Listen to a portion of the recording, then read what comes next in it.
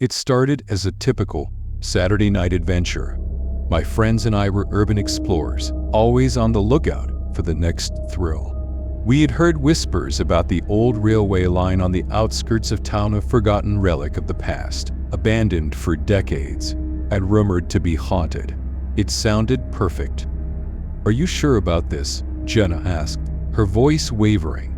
As we approached the rusted gates, the moon cast an eerie glow on the overgrown tracks, and the dense forest surrounding the railway seemed to close in on us. "Come on, where's your sense of adventure?" I replied, trying to mask my own unease. "It's just an old railway. What's the worst that could happen?" We slipped through a gap in the gate and made our way along the tracks. The air was thick with the scent of damp earth and decaying leaves. Shadows danced in the periphery of our flashlights, and every snap of a twig made us jump. But we pressed on, driven by curiosity and the promise of a good story. After about 20 minutes of walking, we reached the old station. It was a crumbling structure, its windows shattered and walls covered in graffiti. The platform was littered with debris, and the silence was oppressive. "Let's check inside," I suggested, my voice sounding unnaturally loud in the stillness. Jenna and Mark followed me reluctantly as I pushed open the door, the hinges groaning in protest. The interior was a graveyard of forgotten relics. Rusted benches, broken ticket machines, and piles of discarded papers filled the room. Our footsteps echoed eerily as we explored, the beam of our flashlights cutting through the darkness. "Look at this," Mark called out, holding up an old newspaper. The headline read, "Tragic train accident claims thousands of lives." The article was dated October 31st, 1952. "Must have been a big deal back then," Jenna said, her voice hushed. "Do you think this place is really haunted?" I shrugged, trying to maintain my skepticism. "It's just stories. Ghosts aren't real." But as I said it, a chill ran down my spine. There was something unsettling about this place, something that made my skin crawl. I pushed the feeling aside and suggested we head to the tunnel at the end of the line. The tunnel entrance was a gaping maw, blacker than the night around us. We stood at the edge, peering into the darkness. "Who wants to go first?" I asked, trying to sound brave. No one volunteered. "Fine, I'll go," I said, stepping forward. The air inside the tunnel was colder, and my breath misted in the flashlight beam. The walls were slick with moisture, and the sound of dripping water echoed ominously. We moved slowly, the darkness swallowing us. The only sound was our footsteps and the occasional nervous laugh. But then, I heard something else, a faint, rhythmic sound, like the distant echo of a train. "Did you hear that?" I whispered, stopping in my tracks. Jenna and Mark nodded, their faces pale in the flashlight's glow. "It sounds like a train," Mark said, his voice barely audible. "That's impossible," I replied, my heart pounding. "These tracks haven't been used in decades." But the sound grew louder, unmistakable now. The clattering of wheels on tracks, the shrill whistle of a locomotive. Panic set in, and we turned to run, but the darkness was disorienting. The tunnel seemed to stretch on forever. "Keep going," I shouted, trying to urge my friends forward. But the sound of the train was deafening now, and I could feel the vibrations under my feet. Suddenly, a blinding light filled the tunnel, and I was thrown to the ground. The train roared past, a ghostly apparition of steel and steam, its windows filled with the faces of the dead. Their eyes were hollow, their mouths open in silent screams. I scrambled to my feet, gasping for breath. Jenna and Mark were beside me, their faces twisted in terror. The train had vanished, leaving only the echo of its passage. "We need to get out of here," Jenna sobbed, clutching my arm. I nodded, my mind racing. We turned and ran, the darkness closing in around us. After what felt like an eternity, We stumbled out of the tunnel and collapsed on the ground, gasping for air. The moonlight seemed almost welcoming after the suffocating darkness of the tunnel. "What the hell was that?" Mark panted, his eyes wide with fear. "A ghost train," I whispered, the reality of it sinking in. "The spirits of those who died in that accident, they're still trapped here." We didn't speak much as we made our way back to the station, the weight of what we had seen pressing down on us. The atmosphere was heavier now, the shadows darker. I felt as if we were being watched, but I dared not look back. As we approached the station, a figure stepped out of the shadows. It was an old man, his eyes clouded with age, but there was something unsettling about his presence. "Lost, are you?" he asked, his voice a raspy whisper. We were exploring," I stammered, trying to keep my voice steady. He shook his head slowly. "This place is not for the living. The spirits here, they do not rest." "We saw the tray," Jenna blurted out, her voice trembling. "We saw the ghosts." The old man nodded. "They are bound to the tracks, reliving their final moments. They cannot leave, and they do not take kindly to intruders." I felt a chill run through me. "How do we get out?" He pointed down the tracks. "Follow the path back. Do not look back, and do not stop. Leave this place and never return." We didn't need any more convincing. We hurried down the tracks, the old man's warning echoing in our minds. The oppressive atmosphere seemed to cling to us, but we kept moving, driven by fear and a desperate need to escape. Finally, we reached the rustic gates and slipped through, gasping for breath as we stumbled back onto the road. The night air was cool and refreshing, but the weight of what we had experienced lingered. As we made our way home, we didn't speak. The old railway line, with its ghosts and tragedies, had left its mark on us. We had sought adventure and found terror. The spirits of the old railway had warned us, and we would heed their warning. We would never return.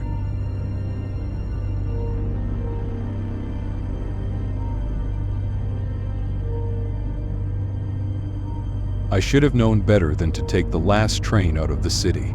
It was a cold, moonless night, and the rain fell in relentless sheets, hammering against the station's old, iron roof. But I was tired, my feet ached, and the thought of the warm bed waiting for me at home was too enticing. So I stepped onto the platform and boarded the train, oblivious to the horrors that awaited me. The carriage was nearly empty. A few scattered souls slumped in their seats, lost in their own worlds. I found an empty seat by the window and settled in, watching the raindrops race each other down the glass. The train's interior lights flickered as it lurched forward, slowly pulling away from the station. The first few stops were uneventful, with only the occasional passenger boarding or disembarking. I leaned back, closing my eyes, letting the rhythmic clatter of the train soothe my frayed nerves. But soon, a strange sensation began to creep over me, a prickling unease that made the hairs on my neck stand on end. When I opened my eyes, the scenery outside had changed. The familiar cityscape had given way to a dense, impenetrable forest. Gnarled trees with twisted branches loomed over the tracks, their shadows dancing in the dim light. I glanced around the carriage, but no one else seemed to notice or care. They Saturday, in a stupor, eyes glazed over, as if trapped in a waking dream. The train slowed to a stop at a station I didn't recognize. The sign was old and weathered, the name faded beyond recognition. The doors hissed open, but no one boarded. Instead, a thick fog rolled in, swirling around the platform like ghostly fingers. The fog seeped into the carriage, bringing with it a bone-chilling cold that made me shiver. As the train moved on, the fog outside grew denser, obscuring everything from view. The lights flickered again, casting eerie shadows on the walls. I tried to ignore the creeping dread, telling myself it was just my imagination, but the feeling only intensified. Suddenly, the train jerked to a halt, throwing me forward in my seat. The lights went out completely, plunging us into darkness. Panicked whispers filled the carriage, and I could hear the sound of footsteps, slow and deliberate, moving through the train. I fumbled for my phone, using its dim light to scan the carriage. The other passengers were still there, but something was wrong. Their faces were pale and gaunt, eyes sunken and hollow. They stared straight ahead, unblinking, as if in a trance. The footsteps grew louder, closer. I held my breath, my heart pounded in my chest. A shadowy figure appeared at the far end of the carriage, slowly making its way towards me. It moved with a strange, jerky gait, like a marionette on strings.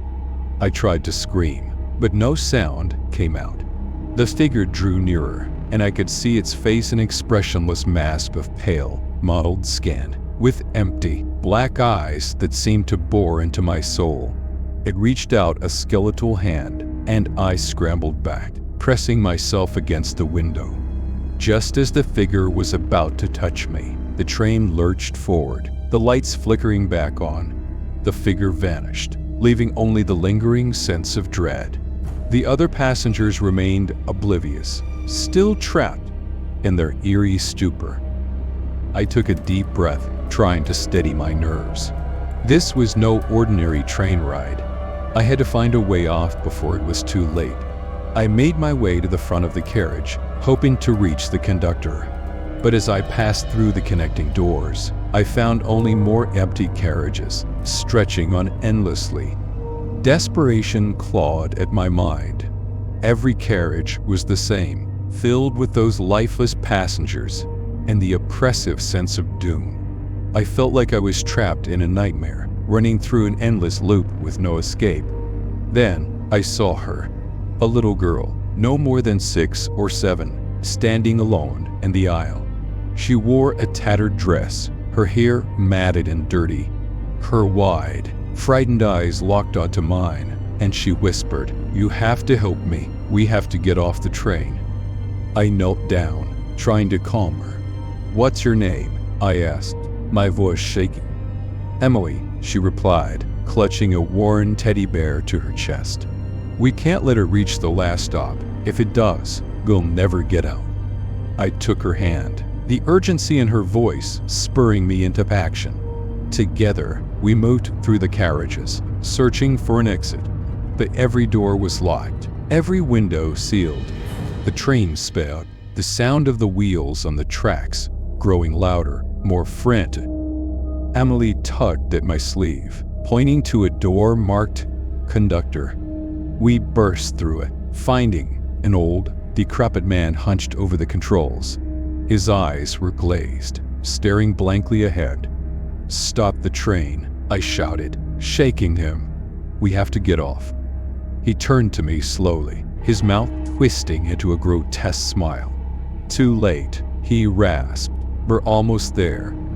Panic surged through me as the train barreled forward, the speed increasing with every passing second. The landscape outside was a blur of shadows and fog, a nightmarish vortex that threatened to swallow us whole.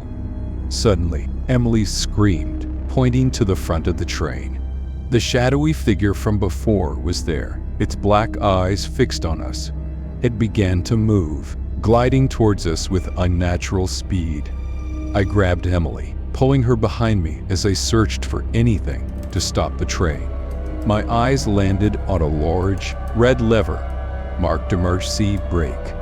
I lunged for it, yanking it down with all my strength. The train screeched in protest, the brakes engaging with a deafening roar. We were thrown to the floor as it skidded along the tracks, sparks flying in all directions. The shadowy figure let out a terrible wail, its form dissolving into the fog. As the train came to a violent stop, breathing hard, I helped Emily to her feet. The door to the outside had finally opened, revealing a misty, desolate platform. We stumbled out, the cold air biting into our skin. Behind us, the train loomed, dark and silent. "We're safe now," I whispered, hugging Emily tightly. "We're off the train." But as I looked around, a chilling realization dawned on me. The platform was empty, the tracks leading nowhere. We were in a place that shouldn't exist, caught between worlds. The fog swirled around us, and I heard the faint sound of a train whistle in the distance. The last stop was never meant to be the end. It was only the beginning. With Emily's hand in mine, we started walking, hoping to find a way back to the real world. The fog thickened, and the shadows grew longer, but I knew we had to keep moving. Because somewhere in the darkness, the train was waiting, ready to claim its next passengers. And I vowed that we would never let it find us again.